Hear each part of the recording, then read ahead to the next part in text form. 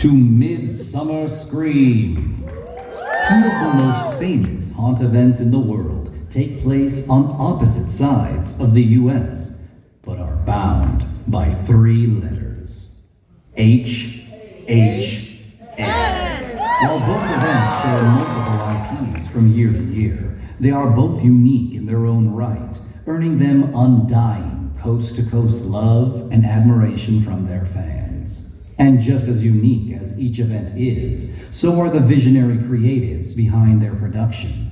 One of them has come from the heart of Central Florida, and the other has crossed the ocean from his home in Ireland to be with you here this afternoon. Please, welcome to the stage, Universal's own Titans of Terror. Creative director and executive producer of Halloween Horror Nights Hollywood, John Murdy. Senior director of entertainment and creative development at Universal Orlando Resort, Michael Aiello.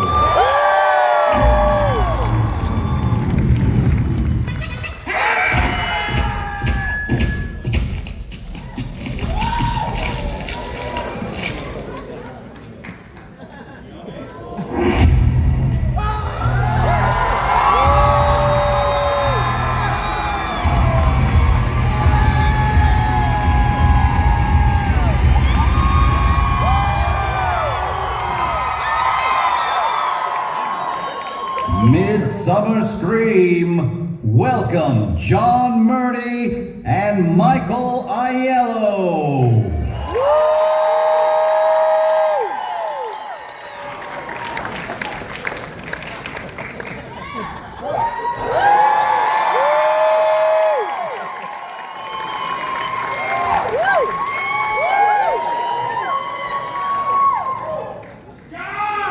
That's his name. What's your name?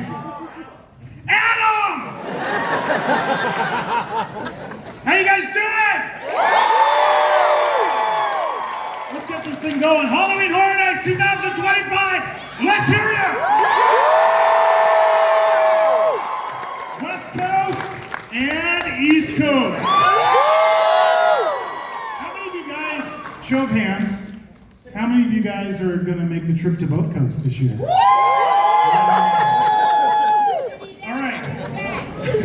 I'm John Murdy. I'm creative director, executive producer of Halloween Horror Nights at Universal Studios Hollywood. I am Mike Aiello, senior director of creative development for Universal Orlando Resort. Oh, you know what? Before we do anything, just go with me. Okay? Yep. Thank you. Thank you. Thank you. Thank you. We love our jobs, thank you. No, seriously, I started doing this as a 10-year-old kid in my parents' garage, and to get to do this for all of you guys every year for the last 20 years, that's just something I couldn't have imagined when I was a kid. So thank you so much for all your support over the years, supporting Horror Nights on both coasts. 100%. And thank you. I'm so excited to be here on the West Coast with you all. I loved walking the floor, seeing all the sights here. This is an amazing convention, absolutely amazing. I think last time I was here was 2019? Yeah, it's been a few. Yeah. So I am thrilled to be with you all today, and thank you for welcoming me. Okay.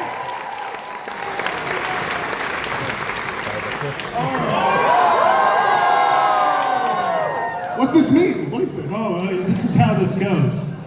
Yeah. You know how this goes, right? Yeah. By the pricking of my thumb, something wicked this way comes. Damn. Yeah. You got anything? Nope.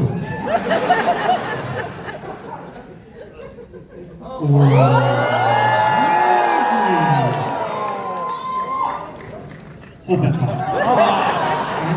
We'll get to that. Earlier, we solicited questions on X for our fans to ask Mike and I, but before we get to that, we're going to answer a lot of your questions today. We got some surprises in store for you.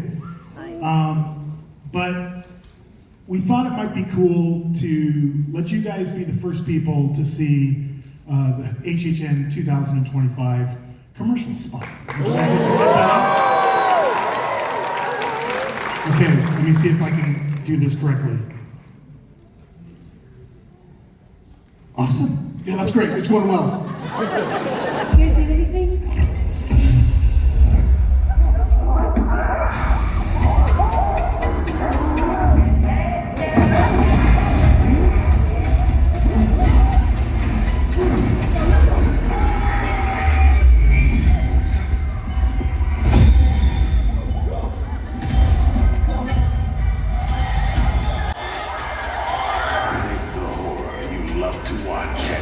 Halloween Horror Nights. You guys liking the lineup for 2025?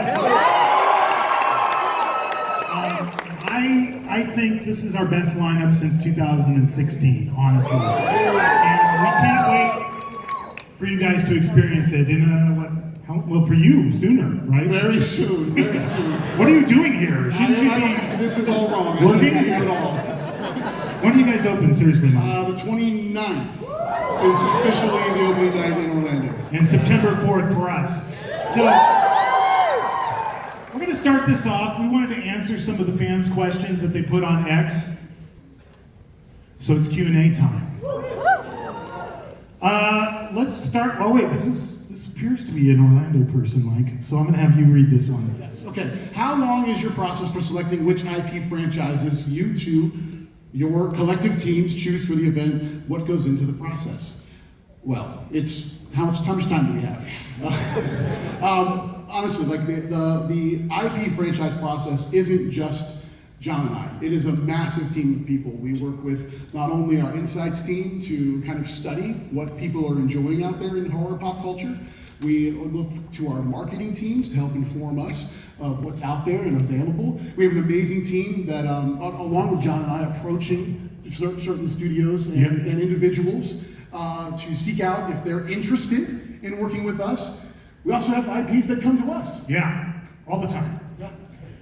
So we actually start that process in like March. So like March of this year, Mike and I and a bunch of us would sit down in a room and start thinking about, okay, what do we want to do for HHN 2026? And we'll be doing a whole lot of that this week. That's also why I'm here. Don't follow us. All right, next question. How much do fans have impact on making creative choices for Halloween Horror Nights every year, like acquiring specific IPs for the year? This is from SoCal Tall Guy. I didn't shout out the last one. You guys know SoCal Tall Boy? All right. And I would answer that question with Exhibit A.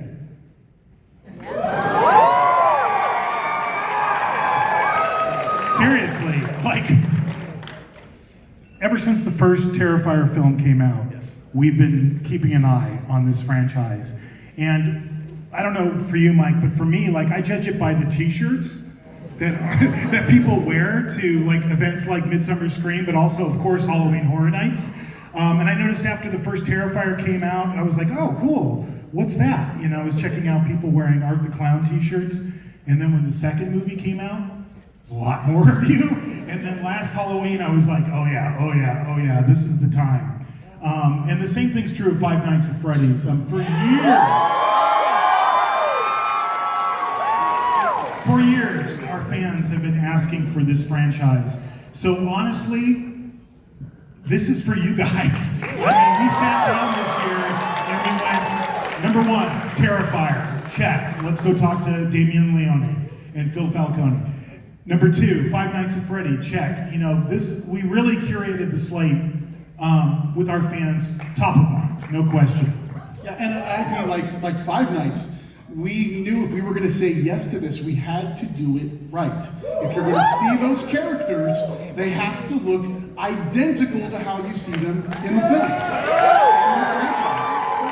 So the only group we could have worked with was the Jim Henson Creature Shop. They created. Do you guys remember a couple of years ago we did Blumhouse Behind the Screams? And we did that prop display? moment that for me was the light bulb moment was walking in there when we had those creatures on display and going, first of all going, damn, that's like 8 foot tall. And then going, oh, if we ever do this, we got to have Jim Henson's Creature Shop do it. So we've been working with them for like over a year, right, Mike? We've been on this for a long time. And last week in Hollywood, they started loading in, coming into the house. So we can't wait for you guys to check out Five Nights at Freddy's.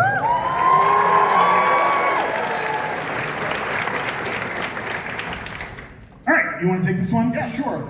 Do you struggle to bridge the gap between pleasing old school classical horror fans and younger game-friendly fans when choosing this year's HHN houses? And that's from Bluefire Dr. 44. I just have one question at this juncture. Was Blue Flyer Dr. 3043 taken? Are they here? Well, then we'll never know. Okay. Exhibit B.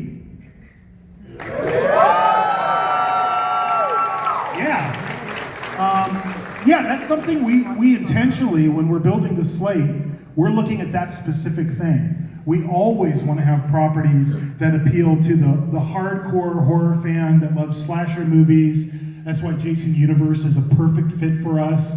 But we've started getting into video games. Way back in the day, Silent Hill in Hollywood. You guys did Resident Evil, right? Resident Evil, yes. And then a couple years ago, we joined forces on The Last of Us. Sure did. And so this year, we wanted to bring Fallout to life. Are you guys excited about that?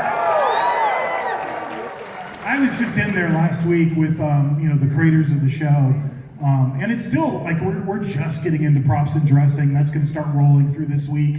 But just to step into the vault, are you guys excited to step into the vault? It's amazing. It's some of the craziest stuff we've ever had to do, but it's going to be incredible.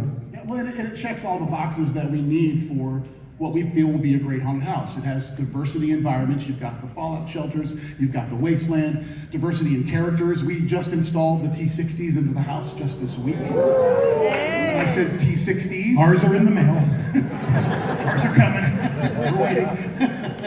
But again, it checks all of those boxes. And honestly, like being able to work with Amazon for the first time, we've never really partnered with them before. So we've got a new company that we can collaborate with, which is really exciting. All right, next question. Has any of Universal Orlando's Halloween Horror Nights icons ever been to Universal Studio Hollywood's Halloween Horror Nights? And this is from Sergio Torres, AR7. Time for a short history lesson. Take out your notepads, everyone. Here we go. It's a tradition. We might as well get into this. Yeah, the answer is yes. Way back, the first year I did Horror Nights in Hollywood, 2006, we featured the director. Anybody here that saw that event in 2006? Oh wow. Okay, I'll tell you a quick little funny story. So we wanted to film some stuff with the director, kind of like viral, it was before viral videos really in 2006. We wanted to shoot something from the tram POV, so I put a camera crew on the tram, and I got a good friend of mine who was the lead singer in a band at the time called the Graveyard Farmers, and I said, hey, just, over by kind of like the Bates Motel, this kind of wilderness area, the back lot, I'm like, hey, just when the tram goes by, just come walking out of the woods, dragging a body. But I didn't tell anyone I was doing. Don't recommend that. And we also featured Jack the Clown. He was the icon in 2007. Bit of trivia, by the way, on the director. His name changed when he came to Hollywood. It did. It did. He was Paulo in Orlando, and he was Pavel. In Hollywood. Yeah. And then he was Billy in Singapore, I think. Yeah. So he's apparently an anonymous individual who just goes around the world changing his names. He's got. Well, if you did what he did, you would have to change your name. You wouldn't want the authorities after you. Right. Oh, okay. Will Hollywood Harry get more lore and one day meet Orlando's icon, Jack the Clown? And this is from Egyptian Horror 9. No one heard that. He said, bring chance. Now, it's time for a slightly longer history lesson. More lore. How much lore do you want? Okay, well, let's really quickly go through the lore for Hollywood Harry, okay? I'm interested. Well, this is how he came to be. He started at Universal hosting a kids' TV show called Koodle's Carnival. His real name is Harold Kapowitz, and that was in 1958. As, this is the proof right here. And then in 1964, he got asked, that was the year we started the studio tour, and that was kind of the beginning of Universal Studios Hollywood as a theme park, and he became the mascot for the Universal City Studios tour. And there you can see him out there on Lancashire in front of the Universal sign, and there he is on the tram. And then in 1973, the studio canceled his television show. I love that they actually got a photo of him reacting to that. Yeah. And they replaced him with two different icons. They replaced him with Frankenstein Jr. in 1973 and a gorilla holding a camera. Fair trade. I didn't make this up. This is real. This is really I was a little kid. I first came to Universal in 1972 with my family, and Frankenstein Jr. was the icon of Universal Studios Hollywood and a gorilla holding a camera. I see a new icon. Think of the possibilities. And so he just kind of hung around the front main gate of the park, kind of like those people that hang out in front of Grauman's Chinese Theater, trying to charge people for autographs. And this went on through the 70s and into the early 90s. But then he started getting all sketchy. And eventually security asked him to leave the property in 1993. But he didn't leave. He just went up into the hills that surround the Universal backlot, and he's been living there ever since. In 1998, people started noticing him on the studio tour and started taking pictures of him just wandering around the backlot next to the Psycho House. And, at that time, the internet started coming alive, and they started filming all these videos of Harry sightings, and they gave him this name. They gave him the name Hollywood Harry, and he was born in 2016. He hasn't been back for a while. Should he come back? Should Jack the Clown come back? I'll file that away. All right, Mike, you take this question. All right, how did you and me format the storyline for the Wyatt Six Haunted House attractions in both Orlando and Hollywood to be all in Bray Wyatt's mind in terms of his split personality disorder and characters of the Fiend? And was there any creative input from the, in real life, Wyatt Six faction? From @Skywalker Brian? Yes. So I am so excited that we're doing this year. And I know when it was first released, there was a division. It was like, huh? Like, there were a lot of people who were like, what? Wrestling? Are you kidding? And I'm saying, no, I'm not kidding at all. What was that? She wants me to body slam you. Oh! You're ruining the end of the panel. He's gonna throw me through 6 tables. This relationship really started, I actually knew Bray Wyndham. We exchanged messages. He went to Horror Nights in Orlando all the time. And we exchanged a lot of messages, talked a couple times, and we talked about the possibility of something like this someday. And he had portrayed all these amazing characters. And horror and WWE have been part of their makeup for decades. In fact, Horror Nights in Hollywood. Yeah, before my time, we featured The Undertaker in a haunted house.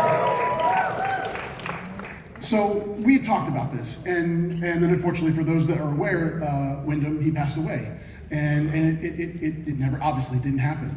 And then about a year ago, June, his brother, Taylor, Bo Dallas, also Uncle Howdy, debuted a brand new faction that was inspired by Bray's characters and his storylines. And they kind of rejuvenated the Wyatt name. in WWE programming, and they're a horror faction. They're every bit the kind of Rob Zombie textures that you would find in any horror film. And if I remember correctly, after that debut, you sent me an email. Yes. And you're like, check this out. Yes, yeah, because that night, one of my good friends, Marty Miller, he's the vice president of live TV for WWE, I literally called him after they made their debut, and they did this amazing single camera push into where the wrestlers come out on TV, and they had basically done this massacre backstage, and it looked like one of our haunted houses. And I called literally that night and said, we need to talk, and we got the ball rolling, and that's when I emailed you. Yeah. And then Mike brought it to the table. It's kind of the way we work together. Like, sometimes I'll have a hookup or a connection with a filmmaker, and I'll go, hey, what do you think of this? And in this case, Mike was super connected to WWE, so he brought it to us.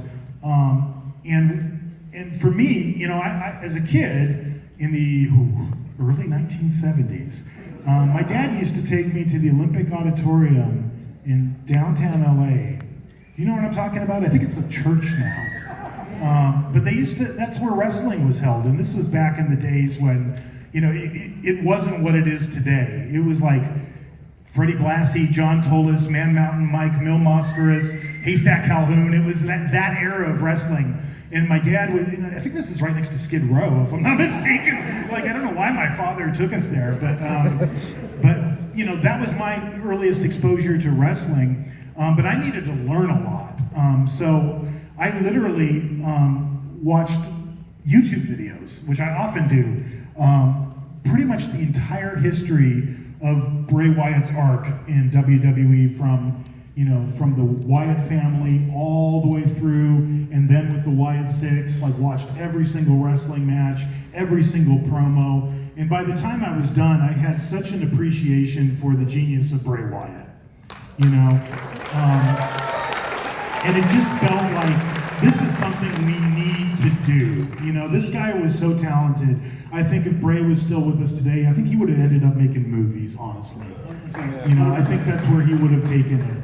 But what he created is so layered, and the story, it goes so many levels deep. Even when you get into the costumes, which we obviously have gotten into in great detail, every stitch means something.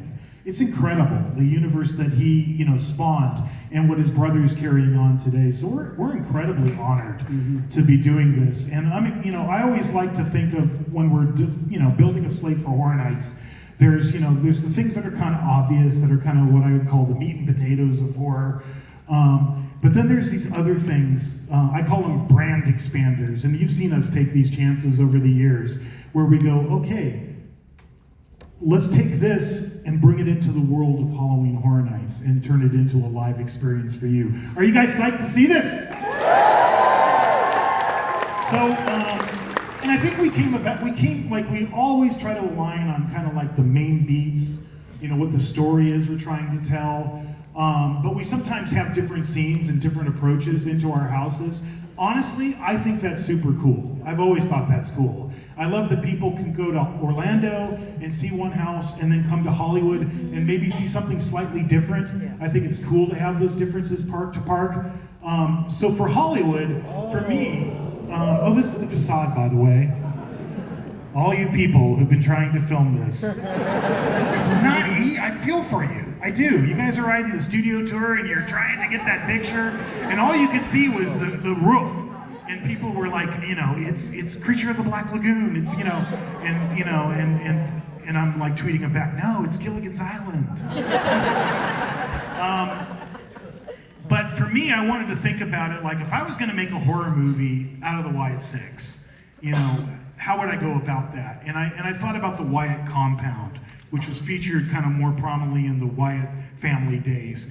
And I thought, I want that to be the entrance into our experience. And in a lot of ways, this is like an original haunted house. And it was so cool when we met with Rob Fee from WWE, when you and I and our team, we did this big brainstorming session with him. What I loved that Rob kept saying is you guys are the experts, you guys are the experts. He really welcomed our own creativity into the process. So we tried to approach it as if we were making a horror movie out of the Wyatt 6 characters. The beginning is going to be the Wyatt compound. It's kind of the bookends of our experience, but I'll point out just two things. You see that side profile shot elevation? You see the rocking chair? Yeah. And you see the lantern. And of course, that's Bray. That's Bray's iconic elements. The lantern is a through line through the whole house. You're going to be kind of following the light of the lantern as you go from scene to scene to scene. So I'm giving you this warning now, right? So you're ready for it, because it's not always in the same place. But try to find the lantern in every scene you go in, because pretty much almost every scene the lantern shows up. And the other thing is the rocking chair. When you come out, it's going to be rocking by itself with the lantern on it. The fireflies, we're going to do all that special effects lighting, so the fireflies are dancing around. And as you go through, you're going to keep encountering that rocking chair. And I don't want to say too much about this one, honestly, because I like the fact that I think it's going to be a big surprise for all of you. Okay? And then I'm going to let Mike talk about his. Yeah, I'll be brief. We're recreating the Wyatt 6 debut in Orlando. That is our opening. You're going to be the camera, and you're going to walk that space. You're going to see the Massacre at Gorilla Station, and then we're taking you through. Ramon Paradoa, also a massive WWE fan, was our show director for this experience. We've created what we're calling Production Central corridor, where you're going to be surrounded with WWE imagery all around you, media.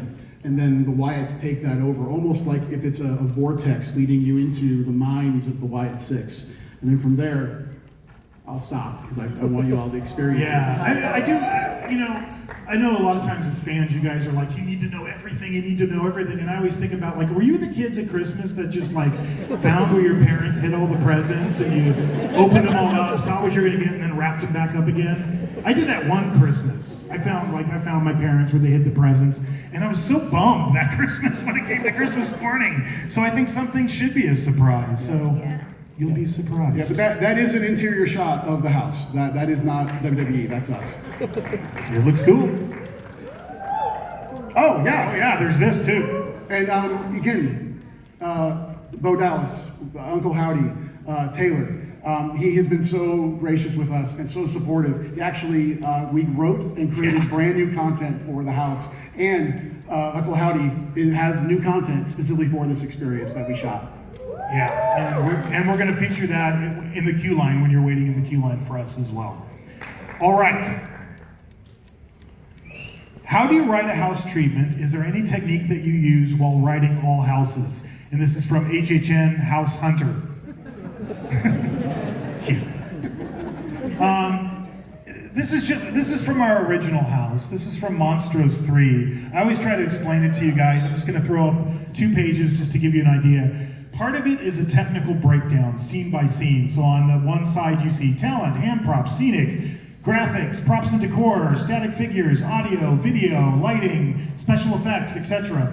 And what I'm trying to capture is every single element that is needed to go into this particular scene, and this is the facade for Monstros Tres. And on the other side, it's a narrative. It's written from the guest's POV, as if I was you walking into the house. It's everything I see, I hear, etc. So it's really a combination of those two things. My treatments tend to average about 100 pages per house. So, like, by the time we're done with Horror Nights, I will have written the equivalent of War and Peace every year. And for Orlando, the content's the same. Sorry, I redacted a ton of stuff on this page. Sorry. Oh, I had a joke, but I can't say. Go ahead.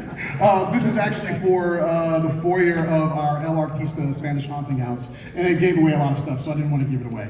But the format's there. We break down every single discipline so that when everybody's seeing these treatments, they can understand exactly what's going on in that space. And then over there on the other side, that is also what we include in our treatments, which is a model of every single room where we can place all the performers, we can identify where effects are. So again, anyone that's reading that treatment, whether they went through the meeting where we took everyone through it, or if they're just handed that treatment and they did not get the support of the meeting, they can read that and understand every single inch of the space that we're designing.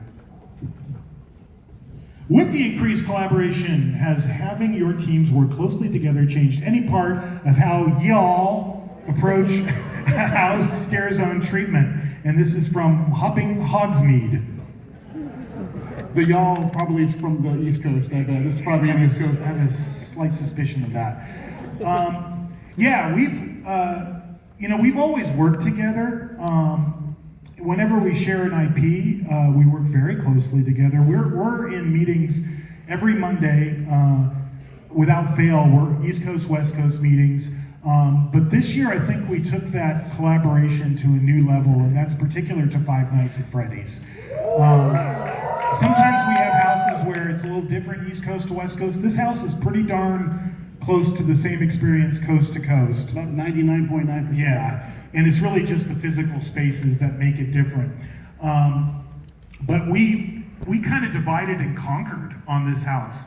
We would literally divvy up the various disciplines, whether it was design, scenic, audio, video, etc. And we said, okay, you guys got this, we got that. And it's the first time we've ever done this, but we really collaborated in a much more intense way across the board on that particular house. Yeah, 100%. I mean, I think we learned a lot about each other's process, even more than we had just kind of working in meetings together. Our teams working closely on design, which really hadn't happened before. Yeah. And it was an awesome process. We learned so much about each other's teams, and I think it really brought everybody really close together too. Yeah, it's, we can't wait for you guys to see this house. This is something that we've, honestly, like 5 years ago, if you would have said the same thing, hey, why don't you have done Five Nights at Freddy's before? I probably would have said it's impossible.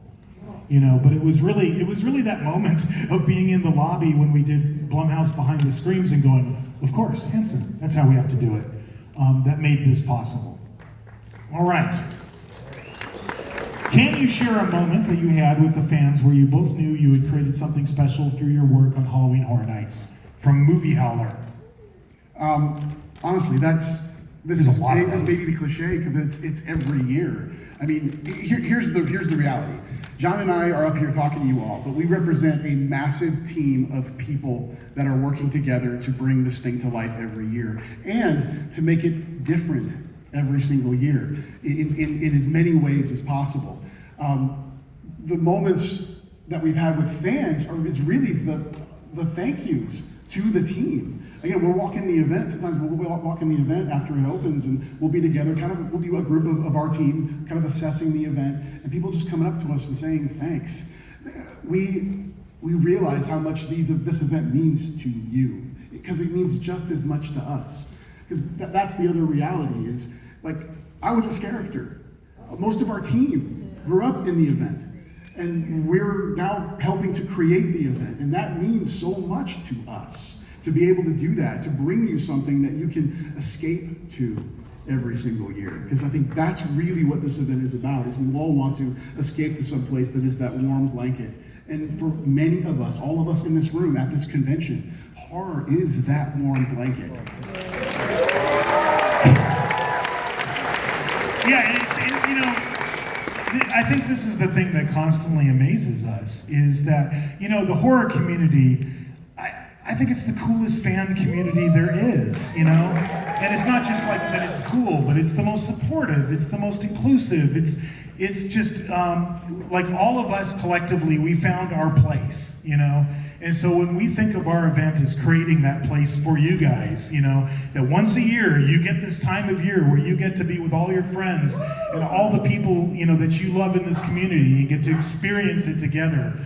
Just one thing I'll say about this particular question, like over 10 years ago, and this happens to me all the time, I had like a dad walk up to me and he's like, hey, my son's really into like your event, he's kind of obsessed with it. And I thought it was like a fad and it would pass, but he wants to do this when he grows up. I don't know what to tell him. Could you give him some advice? And I did, and I've stayed in touch with that family all these years. And this year, that same kid, who was a little kid who came to Horror Nights, just finished his first internship for us, working on Horror Nights. So it's kind of amazing to see all of that come full circle. So. And there's so many stories like that. All right. For both of you, your time at Horror Nights has given you a front row view to the crazy growth and popularity of Halloween and horror-focused events. Creatively, where do you see the industry and Horror Nights specifically going in the future? From a lonely omen, space.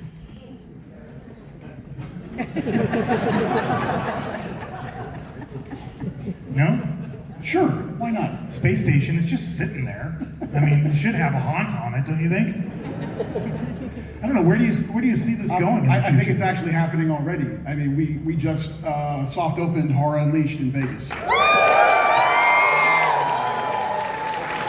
If you just asked any one of us 10 years ago if there would be a 365 home for horror with Universal's name on it, I would have said no way. And there it is in Vegas, and that's really cool.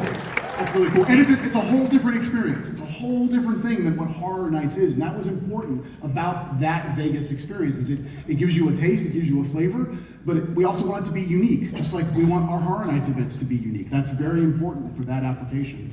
And, on the East Coast, Epic, now has an entire Universal Monsters Land.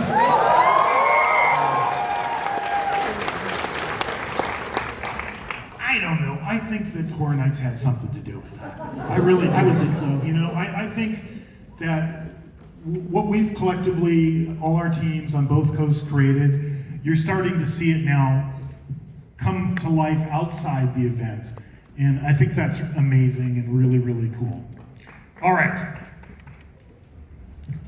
Who is your favorite cryptid? Megatron G13.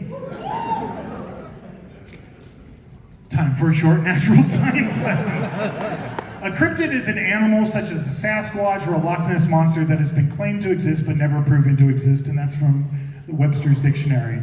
I grew up in the 70s, so mine is, Sasquatch because of the $6 Million Man. And, we tore down the ice tunnel years ago to build the Fast and the Furious attraction, but he's still out there. And ours are Yetis. We love Yetis in Orlando. We love them. We've done 2 haunted houses based on Yetis. We love them. I've never been scared more in my life than in our Yeti houses because they're crazy. Those characters are nuts in there. I love them. All right. What makes Terrifier a perfect candidate for this year's Horror Nights at Horror Nights and Horror Nights Orlando from Just Warren 26608? We could answer that question for you. Or we could ask the guys who made the movies. All right. Let's bring to the stage Damien Leone, the writer, director, producer of Terrifier, and the producer Phil Falcone.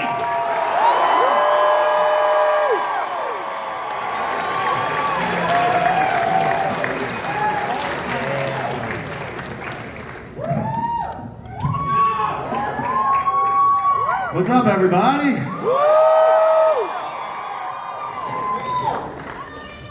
So love you back. Wow. So what was that? What makes Terrifier a good candidate for HHN? Yes. Why do you think Terrifier is a good candidate for HHN? Art the Clown. He's a fun, sick, sadistic, twisted son of a bitch. I think it's, even for me, I mean, this is sort of the first time I'm like in your shoes and I get to go in this house and be chased and taunted by my own character, Like, that's really exciting, actually, because on set, we don't have that relationship. It's a different fear. It'd be funny if we gave him real weapons for when you come through. What better way to go out, right? How about you, Phil? Why do you think Terrifier belongs at Horror Nights? I don't know, I've never been to Halloween Horror Nights, but I'm excited to be at both of them. I'm going to be in California and in Orlando, check them both out. As Damien has mentioned, we are on the other side of the camera, so we don't get to see it this time. We're going to live it, and I already told him I want to experience it, and I've never done a horror house. He said, Oh boy. he said, I hope I don't shit my pants in there. We'll hook you up, Phil. All right, well, what we're going to do now, since we have the guys who made the Terrifier movies, is we're going to do a little bit of a deep dive into Terrifier. Is that all right with you guys? Wait a minute, hold on. All right, do we have Terrifier Terrifier fans in the audience?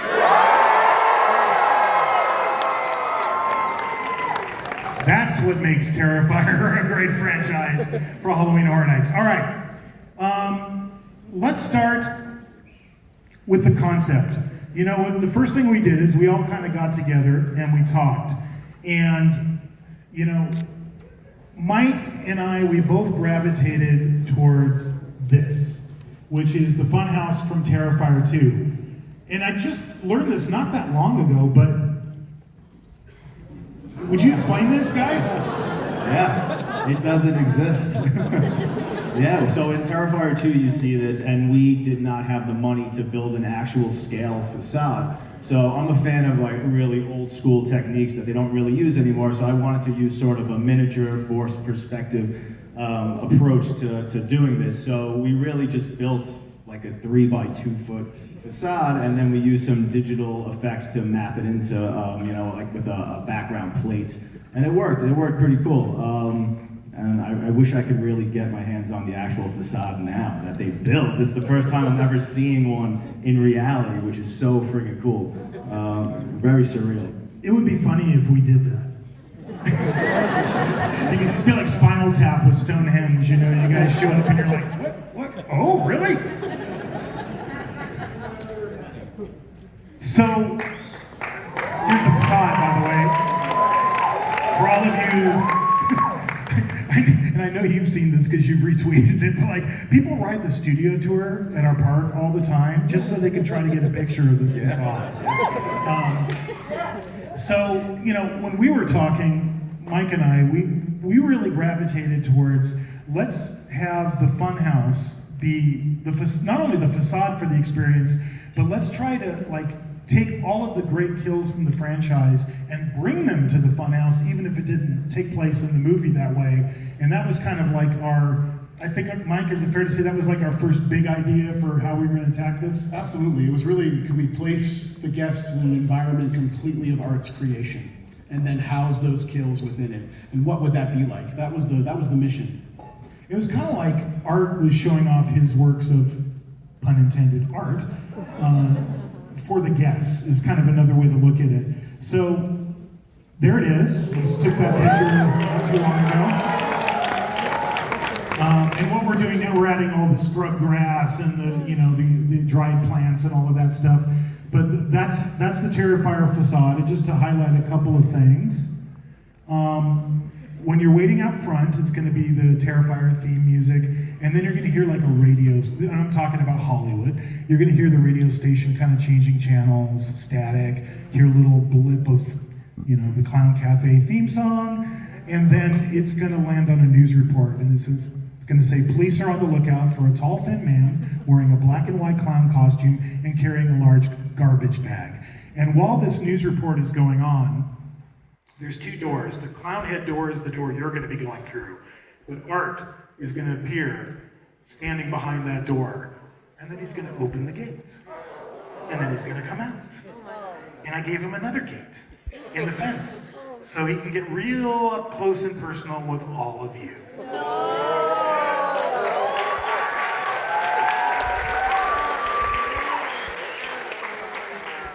And Mike? Ditto.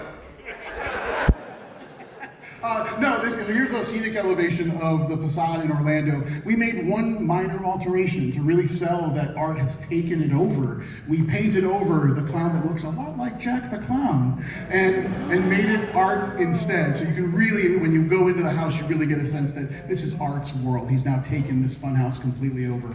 And then I think the next slide is the facade. There it is. That's it. One cool additive in the doorway that you're not going through, there on the right-hand side, that's a media wall that's going to give you a glimpse of several of the Terrifier characters. You're going to see Vicky, you're going to see little Pale Girl in there. So yeah, you're going to see all those characters kind of waiting for you on the inside. Did you guys ever go through like Carney fun houses when you were kids? Like growing up? Yeah, absolutely. Did they freak you out? Not too bad. I kind of like that stuff. Gravitated to it, creepy shit. I grew up in Coney Island. And they, Did you really? Yeah. I love Coney Island. And they had a freak show in there. Oh, yeah. You know, that was a popular thing. And we used to see it, you'd be walking down the street and you'd see the people with the, the weird looks on them.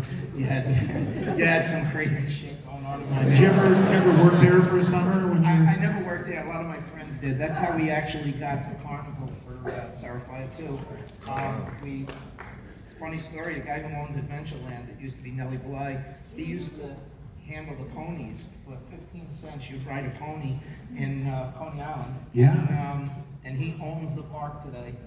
And he let us, well, he rented it to us, but rented it to us at a very nice price. So, and I had called up a friend of mine, Joe Pagano, who I hadn't seen in like 40 years. I said, anybody still working? Anybody still have connections there?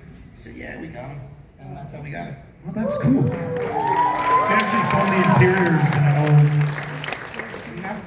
Not the interiors. We shot the exterior carnivals in Nellie Bly, and then we shot the interiors in Fright Factory. It's a haunted house. Oh yeah, totally. Yeah. And awesome. He's a great guy too, Frank. Yeah. Let's talk about the characters. Let's start with this guy. And, I'm sure, Damien, you've probably told this story a million times, but if you wouldn't mind, like, what was the inspiration for Art the Clown initially when you first came up with him? Yeah, just making a short film, and I wanted to put a bunch of horror, sort of, classic cliche characters in this short film that I could use as a calling card, and I wanted to see if I could do anything interesting with them and put my own spin, and I wanted to try and do something different with a killer clown. And when I was designing him, I said, he can't be anything like Tim Curry's Pennywise. So I didn't want him to be colorful, I didn't want him to speak, I wanted him to have weapons instead. And I sort of wanted to turn him into a slasher. And it was really just based around this one scene, which is the scene in the short film, The Ninth Circle, which was then put into All Hallows Eve, just with Art terrorizing this woman in a train station. It was supposed to be a bus, and that's actually why that scene exists at the end of Terrifier 3. And then... It's a fabulous scene, I might add. Did you have something to do with that scene? I might have a little bit. Tom the bus driver, ladies and gentlemen. Do you like the old horror movies? I do like horror movies, and I do like rom-coms. Yeah. But yeah, so it was a little scene in this short film, and then it gets, there's creatures and demons after that, and Art's only in the first 4 minutes, but everybody who saw it back then said, what is going on with that clown? Like, he's too cool, he looks so creepy, you're gonna make more stuff with him, right? And I was like, oh yeah, I'm gonna make plenty of things, for sure. And I was like, I better write something else with this character. So then I made another short film called Terrifier, which is also in All Hallows Eve. And that's when I said, all right, I'm gonna turn him into a slasher now and see, what this guy's really about. And then that's when I sort of realized that there was something special. I didn't imagine it would turn into this, but I said, this character has something, there's a charisma there, there's something special, and I need to keep going, I need to get this character into a feature somehow. So that 20-minute short film, Terrifier, was sort of the proof of concept, a calling card. And it took years to try and convince somebody to give me money to turn that into Terrifier, the feature, until I met this guy right here, the only person who believed in me to give me the money to do it. Give it up for Phil. Producers need love, Well, you both have done something that many have tried over the last few decades that have not been able to do, which is create the next generation of slasher icons. And Art is a slasher icon now. That's fantastic. You gotta give it up for this man. I mean, that's a creation, and like I said many times, even though he hates to hear it, I'm not from the horror world. But when I saw this clown, I was like, first of all, when he first mentioned the clown, I was like, I don't know the clown movie. When you see it, I was like, wow, this is pretty fucking wild. And when we were done shooting Terrifier 1, I was impressed. I gotta be honest, I was impressed because I had just done a movie and it cost me a couple $100,000, and we did this one for $40,000, and there's so much more shit in there, and I'm like, holy crap. I said, I pissed away a lot of money on my film. Well, truthfully, I mean, if the house was more expensive, just so you know. Yes, it was. I mean, if this works, the truth is it's because it's all coming from a very genuine, organic place from a diehard horror fan, and I've been one since I'm literally 3 years old. And I've been watching these movies and idolizing characters like Freddy, Jason, Michael Myers, literally since I'm 3. So hopefully there's just something instinctual after I'm consumed so much of that, I mean, this is really what I birthed out. I mean, so that's a big part of it. And then obviously David, who has just brings such an incredible performance. I have a question for the producer. How did you guys find David? Was it did he just come to an audition, or was it? Well, we were looking for a new Dave. I mean, a new Art. Now we're looking for a new Dave.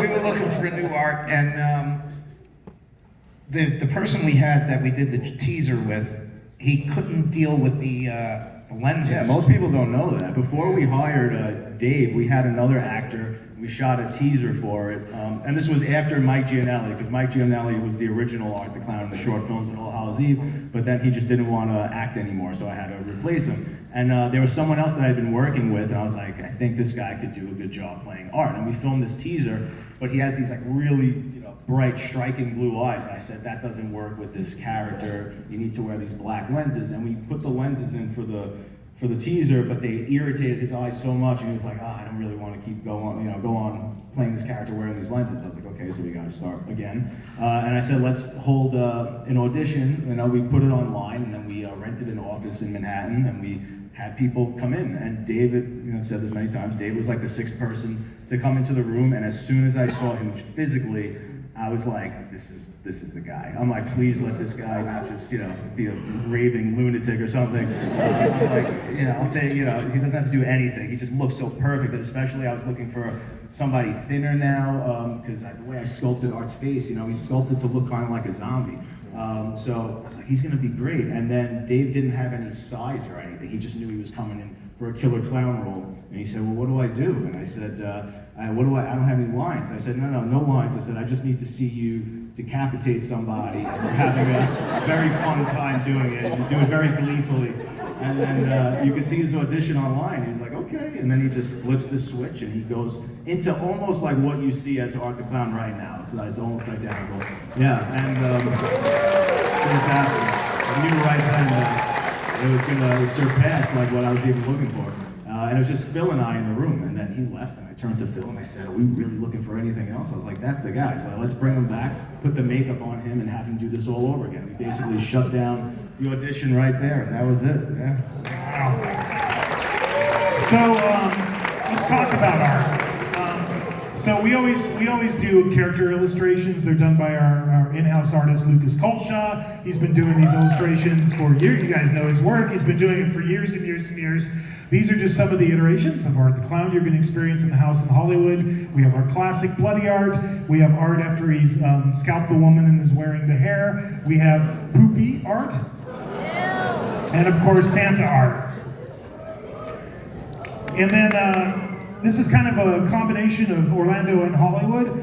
But Mike, did you have anything on that? No, I was just going to say, I mean, it really is about the multiple ways we need to bring this character to life for a house that has to run, the number of nights it has to run. Yeah. You've got prosthetic versions, you've got mask versions. You're seeing two on the sides there, 2 new iterations of the character that our team's created with Damien's guidance. Yep. Let's talk about Vicky. Can you, Damien, can you explain like the character of Vicky, like where that came from? She's evolved. She has evolved, yes. It was, again, taking traditional tropes and then seeing if I can do something interesting or spin it in a new direction. And I don't think I'd ever really seen a final girl go through this transition where she's the supposed final girl in the original, but then she turns into a victim and then she turns into a villain. So it's been one of the most fun arcs through the entire franchise, and especially to just watch Samantha find this character and become more and more evil and sadistic as this goes, and see how much she enjoys that element. And this was like a really challenging makeup that also evolved through the course of the movies. It was very crude originally. It was totally different materials, and and then by the time we got to Terrifier 2, I resculpted everything, made new teeth, and this is very, very difficult makeup for her to wear, because she's virtually blind, so obviously one eye's completely covered, the other eye has an acrylic eye that plugs into the prosthetic, and it has a tiny pinhole for her to see through, and then the dentures, obviously they clip into her teeth, but they have these gums that push her real gums as far up as possible, that twists her mouth out of shape, and then we basically glue the prosthetic into that, so she's stuck looking like that, and blind for, 10 hours or so, so it's not easy. And Samantha is one of the most amazing people you'll ever meet. Solid through and through. She bitched a little, but solid. She drove me crazy. Can you blame her? I can. She drove me crazy on 3, but well worth it. And what you're seeing on screen right now, the character design, but also like the mask as it was evolving.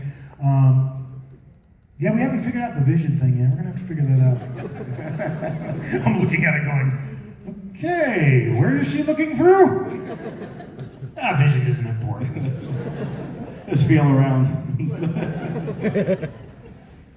And then there's the little pale girl. How did this character come to be in the second movie? I wanted a character to embody the evil that resurrects the boogeyman, which is something you don't typically see in these movies, right? It's just the boogeyman trope. They come back from the dead, and you don't really know why, but what's bringing them back, what force or what. So I thought this would be the reason why it's this little creepy girl is actually based on this old short Fellini film from an Edgar Allan Poe anthology movie called Spirits of the Dead. And there's this little devil pale girl in it, and then I started seeing all girls started to dress up as art and do their variation. I was like, I have to quickly do my own version of this before it's out of my hands. It was like the first Halloween when people started dressing up, and I started seeing that, and I was like, all right, I'm gonna make my own little version. Because the original pale girl was supposed to look like her, obviously, but not be dressed as Art the Clown. She was going to be in this sort of sundress and have a flower in her hair, and then I quickly was like, no, it's going to be a female little Art the Clown. Yeah. And you will find out a lot more about this character in the next one. So, for us in Hollywood, Little Pale Girl is a special effect. We have a scene called Dolly Molly, and when you come in, it's the sequence in the film where I think they're dental tools that are sitting on and she's just ripped all the flesh off her face, and as you come into the scene, it's an animated effect where there's a little sensor you're going to trip, and then she does a 180, her head turns 180 to look at you. In Orlando, we've got live performers that are going to play Little Pale Girl, in both versions, both iterations, in her most ghostly sense and then her most mauled sense. We have team members right now who are just so excited about playing this character. They absolutely are loving it. Wait, can I just say, everything you're saying, this is all them. This is what they presented to me for this house. Yeah. And I'm just, and I was just blown away. I mean, this is everything that you could possibly want and more put into this. If you love this franchise, you're going to absolutely be blown away by what they have in this experience. Yeah, really. And speaking of final girls, Sienna Shaw, and she's such a badass. We had to find a place for her to be in the house as well. And again, I'm just going to show you, this is where we start. This is the character design. We're going to have her show up in the full, cosplay outfit from the second movie. And then this is our in-house costuming team in Orlando adapted this look, and here it is. You're going to see her in the flesh in the house, Sienna Shaw, and it is just an awesome costume. They did such an amazing job replicating it. I already feel bad for this performer backstage, because sorry, it's a visual. They're going to be like, excuse me, excuse me, excuse me. But you have to have the wings. I hope you have a lot of duct tape handy. Let's talk about what makes Terrifier Terrifier, the kills. And I was really interested, when we first announced this, I was getting all these questions like, you guys aren't gonna go, you guys aren't gonna go. Oh yeah, we are. We're gonna go there. And let's start with one of the most infamous kills. The hacksaw kill from Terrifier 1. What sick person thought up this particular kill?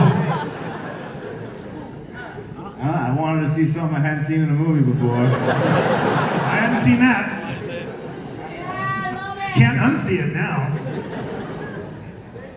That was the entire idea, was just I want to do something I've never seen in a movie before? Yeah, and it was, well, obviously me and Phil did the makeup effects in part 1, so that was like, that was something cool that I had in my pocket, was knowing how to do these effects and not, having to worry about a ratings board or anything. We were so under the radar, we could do anything, and I said, this movie, at that point, no following really whatsoever, except, there was a nice group of people who really enjoyed All Hallows Eve. But, for the most part, nobody knew what this movie was or who this character was. And I said, if people are going to watch, why are they going to watch this movie when they can watch, a $20 million Hollywood horror movie? And I said, we have to put things in this movie that they're afraid to put into their movie. And I said, I've seen a million slasher movies. I have to come up with something really cool that I haven't seen before. And actually, I started investigating medieval torture methods to see if anything piqued my interest. And I saw, and a few things did, and I saw a picture, a drawing of someone hung upside down, and two people at the end of this giant saw cutting this. Yeah, it's very Exactly. yeah. Unfortunately, I know exactly what you're talking about. Yeah, and I said, could I pull that off and have him do that alone with the girl? And I was like, yeah, I think I can do that. I mean, if I have the audience at that point, I was like, they'll stick with me for the rest of the way, or maybe I'll lose them all at that point. But yeah, no, we did it, and seriously, like, huge, kudos and credit to Catherine Corcoran for going through that. I mean, that took a lot, and I had discussions with her during that, before we shot that scene, and she said, listen, if we're gonna do this, like, this has to be the coolest thing. Like, don't make me regret doing this. Like, if you're gonna do it, make it look super cool and make it be something memorable. And I think we did it. So, Oh, you did it. I gotta say, I think all the kills with all the girls, they all had, they were brutal areas that we shot in, and just like the environment. yeah, the environments. That's what I'm talking about. And it was tough, and they all were troopers. You can't make them wait. It's not just me and him. There's a whole crew of people. I mean, the first one, it was like 5 people on the crew. Second one, it was like 9. And but everybody wore a lot of hats and did a lot of things. Without them, we couldn't do it. But the actors and actresses, my God, what they went through, and evidently it's worth it. Who cleans up the blood? Who cleans up the blood when you do a We scene? all do. You all, like, literally all clean up the blood? Oh, literally. Matter of fact, I quit because I was mopping the shower scene. I'm mopping, and he's over there goofing around, and I said, the next person that walks through this fucking blood, and I got I'm fucking out of here. And he starts laughing. I said, that's it, I'm out. Drop the mop and walk out. I'll post it. I have it, so. So what we're showing here, so we have a scene, it's called, in Hollywood, it's called Silly Saws. And it's just all different kinds of ways that Art the Clown can saw people in half, including the classic kill from Terrifier 1. So this is the concept drawing we did for that kill. And of course, you're going to be showered with blood. You guys are really freaked out about this, aren't you? I mean, you're like really freaked out about this blood thing, aren't you? I get questions all the time. You're like, well, like, should I think about what I'm wearing? Should I bring a poncho? Should I, And I'm just not going to answer it. I'm sorry. You just can't come, do that. check it out, and what happens, happens. Just go with it. Just go with it. So, in this scene, we also have 2 little kids on a teeter-totter animated effect going up and down with their heads cut off. Because why not? And here they are. We even did a drawing for it. And then we've got a table saw, and Art is just going to literally saw a person in half. And of course, you're going to get showered in blood. And Mike's got a gag of his own here. Go ahead, Mike.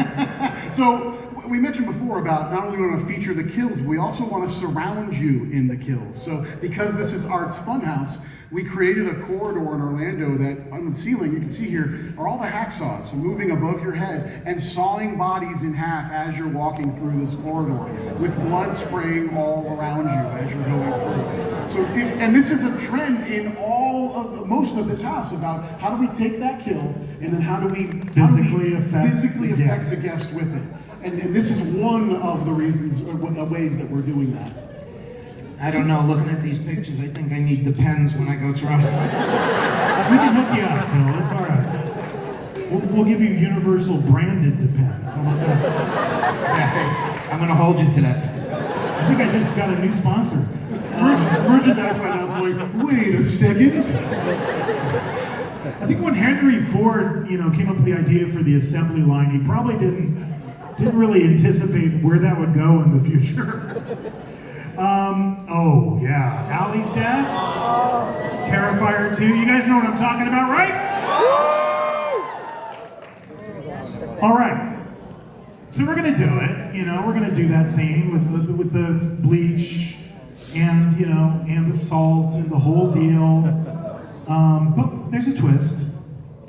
Before you get there, you're gonna have to go through the scene we call barrels of fun. Okay, bleach barrels stacked up either side of you. As you start to walk through, you're gonna hear the Tommy gun going off. The barrels are gonna light up, and we're pumping in the smell of bleach. And then you're gonna get showered in bleach. And then we reveal it's all Art with his Tommy gun. We're doing the same thing. It's happening like that. But here's a photo of the house. Here's some of the bleach barrels that are going to be spraying bleach all over you. That looks hygienic. Okay.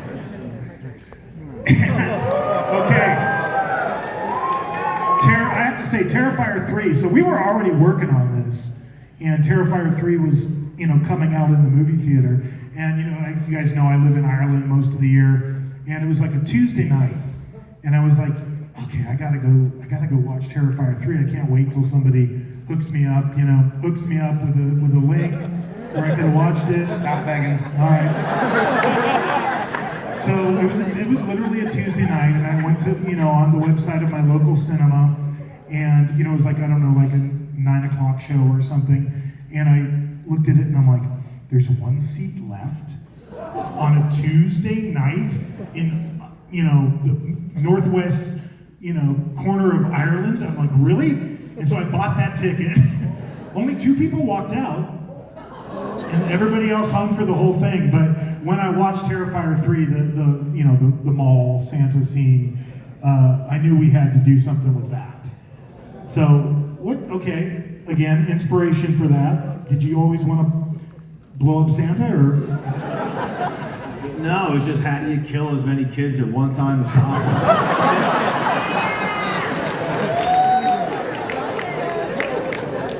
We've gone to a dark place. I'd like to point out that Phil and Damien do not work for Universal Destinations and Experiences. Thank you. Well, it's been a good 20 years of Horror Nights, but I think we'll be hanging it up after this. Chris Williams is my art director, production designer. Chris has been doing Horror Nights with me for 20 years. So this is him and his team, his art department. They've created that entire, Santa set. You're gonna go into Christmas, except all of the elves are, beheaded and disemboweled, and their intestines are stringing the Christmas trees, and their heads are the tree toppers. And then after you go through this, we're gonna take you through this like hedge maze of Christmas, and it's all the Terrifier, it's a Terrifier Christmas, all of that is playing, and it's just gonna rain blood, so literally, we're just not giving you a choice. Dry path, what? No, just all of you go in the same place. And of course, Santa Art will be attacking you with his chainsaw the whole time. Yeah, ditto. I mean, we're doing exactly what John just described. Here's some scenic elevations done by our amazing team back in Orlando. Manuel Cordero is one of our designers working on this house. A light maze there. You can see some of the bodies that are strung up. I will say, and this is a record, this house has the most bodies ever in a haunted house in the history of Halloween Horror Nights in Orlando. That is a fact. That is a fact. Yeah, there's a lot of dead elves. Well, you know, in some ways it's kind of like our revenge against Christmas. You know? Because I don't know about you, Mike, but like, you know, when I come out to LA every year, and like you go to Home Depot and you're like, oh yeah, look at all this Halloween stuff. Last year I was trying to find like a costume for my kids because they came out for Halloween. And I went to like, I don't know, Target or something, and it was already Christmas. And it was like not even Halloween yet. And I thought at that moment, if I could get my revenge against Christmas, I'm gonna do it. And luckily your film, when I saw Terrifier 3, I was like, oh, perfect.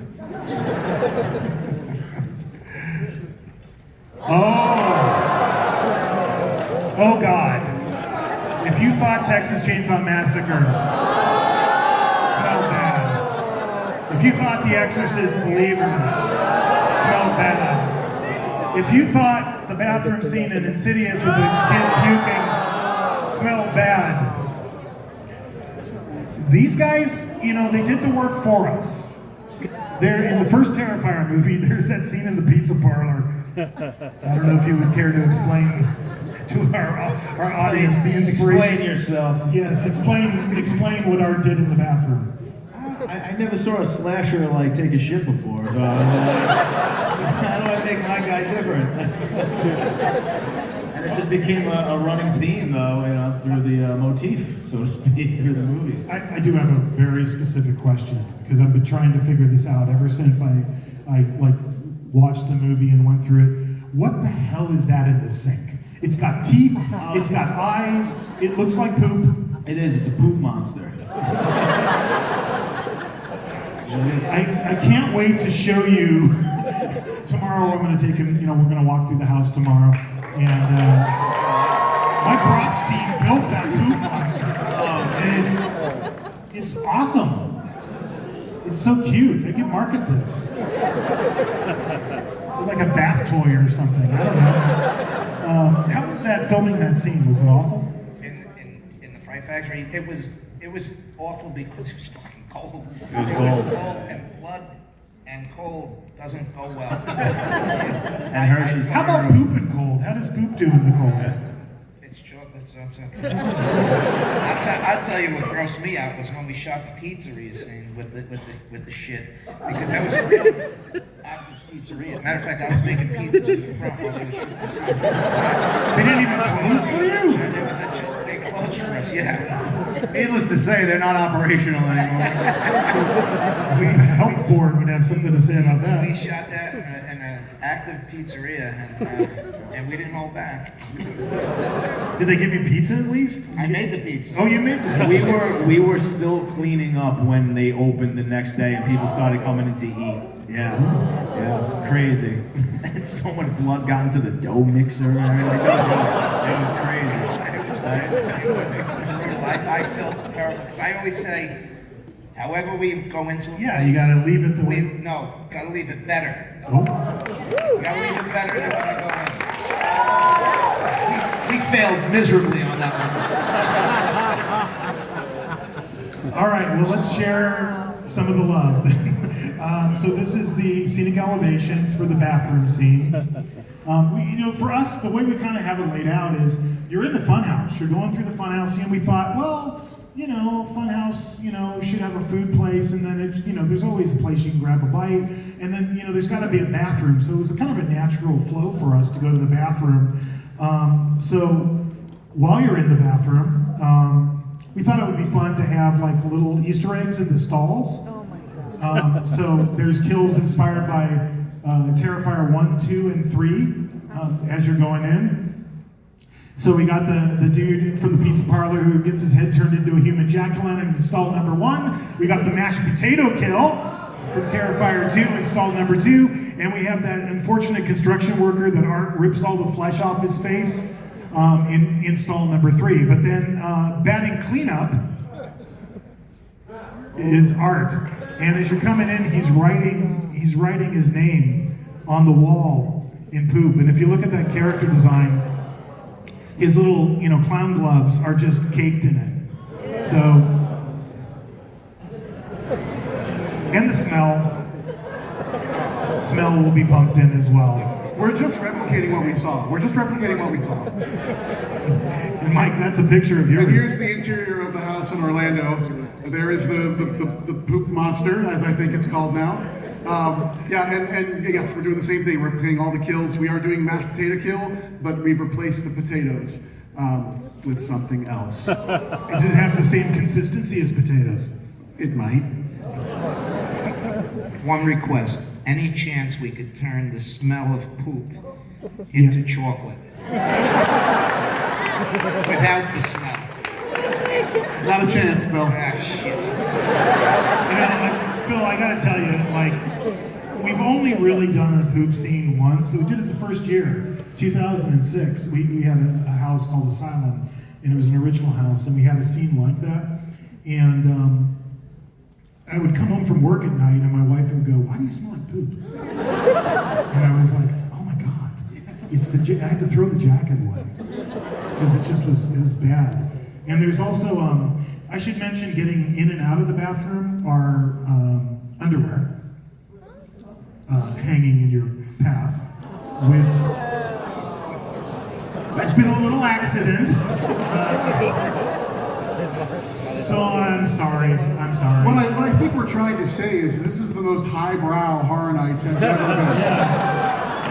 Well, I only hope that my family does not see this tape until after they go through this, because there's going to be not only poop, there's going to be throw up, because they are not holding that in.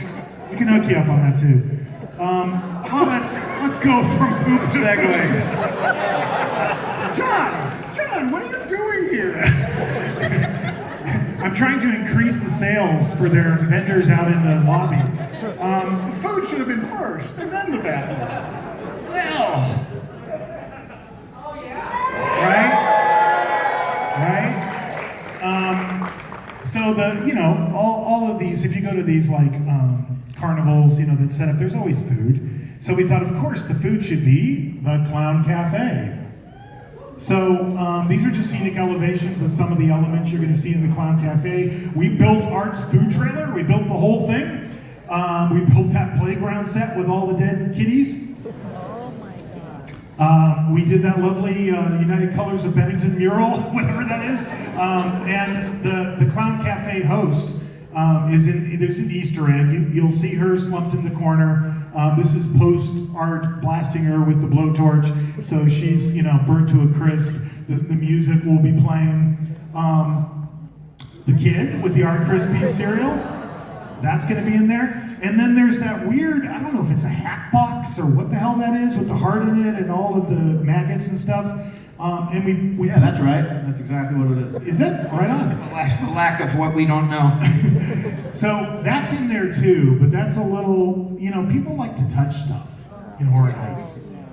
Don't try to touch the heart, because you'll get a surprise if you do. Okay? That's all I'm going to say. 10,000 volt. No, I'm just kidding. 10,000 volts will go. No. But there's a little interactive surprise for you in there. Michael? And here's some photos of the Orlando house. There's the mural from Clown Cafe. There's not the final version, but that's what the house lights on. There's our Art Krispies kid there in a swing set. And then also in Orlando, and I think maybe Hollywood as well, there's the Clown Cafe. RF&B actually created Clown Cafe. And you can actually go there during the event and have Terrifier themed food from the Clown Cafe. That's in Orlando. In Orlando, Clown Cafe. I hope you enjoy it. We're just serving a cereal bowl full of razor blades, broken glass, and mealworms. Really? Okay. All right. Now we do feel like we should warn you of a couple of things. Okay. I'm gonna do my warning for Hollywood, and Mike's gonna do his warning for Orlando. don't go out the chicken exit. Okay? You might encounter a chicken exit in the house. It'll look just like that. Look for that chicken, or actually, I think that's a rooster. It's a rooster chicken exit. You might end up backstage if you go out the chicken exit. And you might encounter some things you're not supposed to encounter. So if you see the chicken exit, at your own risk, okay? And it's a little surprise for you guys, okay? So I'm just gonna leave it at that. In Orlando, I think we've gone on record saying this is going to be the wettest house we've ever produced in the history of the event, and we're not lying. We're giving you two paths in Orlando. You can make a choice. You can go to the left-hand side, which is our dry path, if you choose. I agree, boo to that. Why would you want to have less of an experience? Or you can go right, and you're going to go into what we're calling our Symphony of Blood.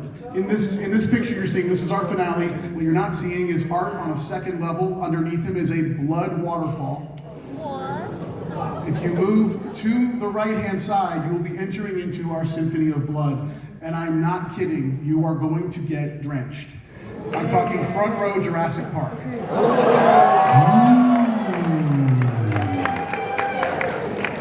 But you have a choice. You have a choice. The direction to the team when we first started the creative was, can we create a finale that feels like a car wash of blood? And that is what this is. I'm not giving you a choice, I'm sorry.